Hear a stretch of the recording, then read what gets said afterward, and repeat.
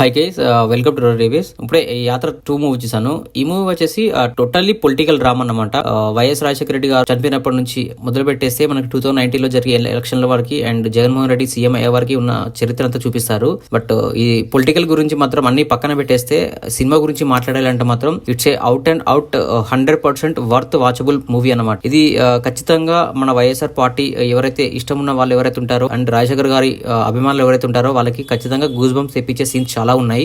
YS Rajasekhara Reddy గారు కనిపిస్తారు ఒక 20-25 మినిట్స్. అది మాత్రం టాప్ నచ్ అన్నమాట. మనకి తెలియని ఒక పాజిటివ్ అనే ఫీలింగ్ అనేది వచ్చేస్తుంటది. అండ్ దాని తర్వాత నుంచి జగన్మోహన్ రెడ్డి గారు ఎదుర్కొన్న ప్రతి ఒక్క సీన్స్ అండ్ ప్రతి ఒక్క బాధల్ని చూపిస్తుంటారు. చాలా గుండెకి హత్తుకున్న సీన్స్ చాలా బాగా చేశారు. నా దృష్టిలో సినిమా పరంగా చూస్తే మాత్రం it's a 100% worth watchable movie అన్నమాట. ఖచ్చితంగా ఈ మూవీ మీరు చూడండి. సాంగ్స్ బాగున్నాయి. ఈ పొలిటికల్ బ్యాక్గ్రౌండ్ లో సినిమా తీస్తే ఫస్ట్ ఆఫ్ ఆల్ మెయిన్ ఏదైతే ఉండకూడదు అంటే మనకి లాగ్ అనేది ఉండకూడదు. ఈ సినిమాలో ఆ లాగ్ అనేది లేదన్నమాట. ప్రతిదీ కూడా డైలాగ్స్ తోని అలా రన్ చేస్తూ అలా వెళ్ళిపోయారు. ఇక్కడ కూడా మన బోర్ అనేది ఫీల్ రాదు. ఖచ్చితంగా ఈ ఫిలిం మీరు తప్పకుండా చూడాలి. ఎందుకంటే మన నిజ సంఘటనలు ఉద్దేశించి ఈ సినిమా తీశారు కాబట్టి ఆ జనరల్ నాలెడ్జ్ మనందరికీ ఉండాలి. కాబట్టి అజే తెలుగు వాళ్ళంగా మీరు ఖచ్చితంగా ఈ ఫిలిం చూడాలని నేను అనుకుంటున్నాను. నాకైతే చాలా బాగా నచ్చింది గైస్. మీరు కూడా చూడండి, మీకు కూడా నచ్చుతుంది. సో ఇది గైస్ మన రివ్యూ. ఒకసారి మన ఛానల్ కంటెంట్ గమనించండి. నచ్చితే మన ఛానల్ సబ్స్క్రైబ్ చేసుకోండి. And thank you so much for watching my channel. Thank you. By by.